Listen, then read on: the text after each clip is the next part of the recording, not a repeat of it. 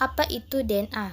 DNA adalah substansi pembawa informasi genetik dari suatu generasi ke generasi berikutnya. DNA memiliki sifat antara lain berupa makromolekul asam nukleat bersifat kekal karena dapat bereplikasi atau mengganda, sehingga dapat diperbanyak dan diwariskan kepada keturunannya. DNA merupakan polimer yang tersusun atas unit-unit nukleotida yang berulang-ulang. Setiap nukleotida tersusun atas gugus fosfat, gula pentosa, dan nitrogen.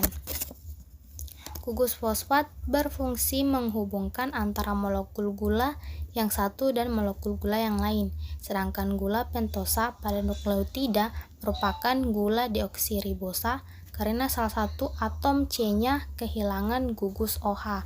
Molekul gula ini terikat pada basa nitrogen. Fungsi DNA pada replikasi DNA. DNA memiliki fungsi yang amat penting. Yang pertama, fungsi heterokatalitik. Replikasi DNA dapat berfungsi sebagai heterokatalitis, artinya DNA dapat menyintesis molekul lain, membentuk RNA. Selanjutnya, fungsi otokatalitik replikasi DNA.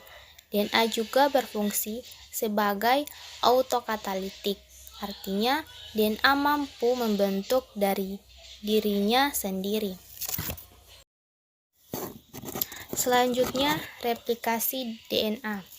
Nah, replikasi DNA adalah proses penggandaan rantai ganda DNA pada sel. Replikasi DNA terjadi sebelum pembelahan sel. Prokariota terus-menerus melakukan replikasi DNA, sedangkan pada eukariota, waktu terjadinya replikasi DNA sangatlah diatur, yaitu pada fase siklus sel sebelum mitosis atau meiosis 1.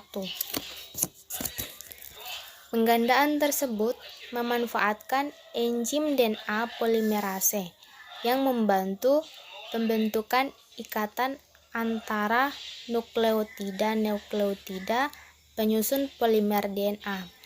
Proses replikasi DNA dapat pula dilakukan in vitro dalam proses yang disebut reaksi berantai polimerase.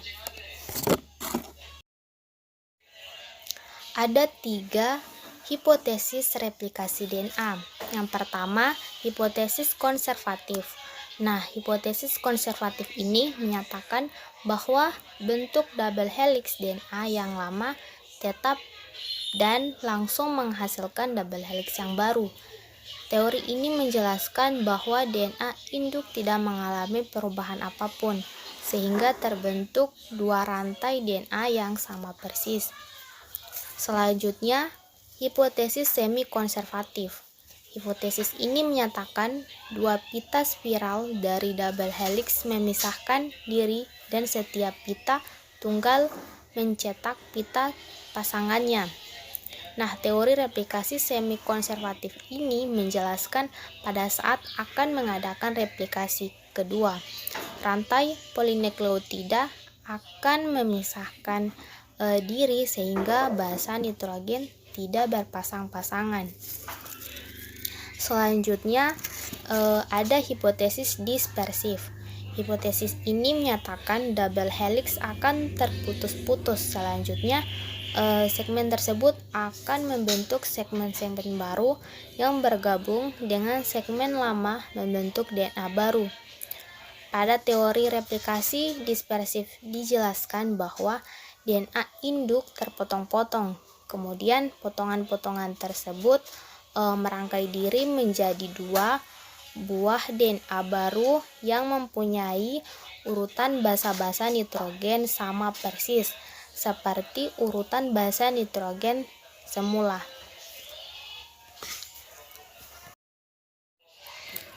Selanjutnya, enzim yang digunakan dalam replikasi DNA.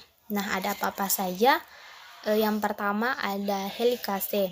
Helikase berfungsi untuk memutuskan ikatan hidrogen untuk membuka rantai double helix DNA menjadi 2 rantai tunggal.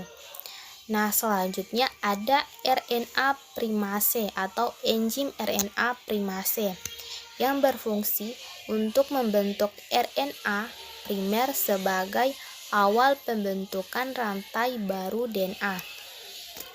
Selanjutnya ada enzim DNA polimerase. Nah, DNA polimerase atau enzim DNA polimerase ini berfungsi menggabungkan nukleotida menjadi polimer DNA yang panjang.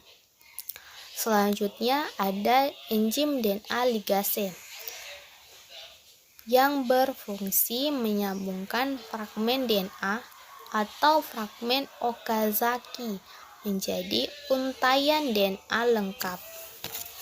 Nah, di sini ada gambar, jadi kita bisa melihat enzim apa-apa saja yang digunakan dalam replikasi DNA.